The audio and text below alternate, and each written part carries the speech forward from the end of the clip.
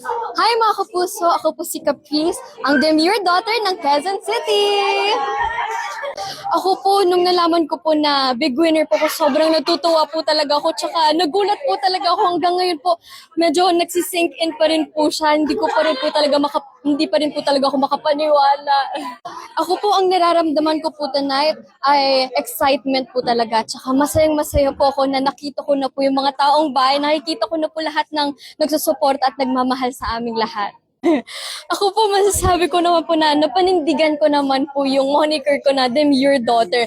Pero nung medyo gitna na po, parang nawala na din po yung pagkakamahiyain ko kasi sobrang nakakatawa po talaga yung mga housemates. Tapos yung mga vibe po talaga nila. Marami po talaga akong natututunan ng mga jokes.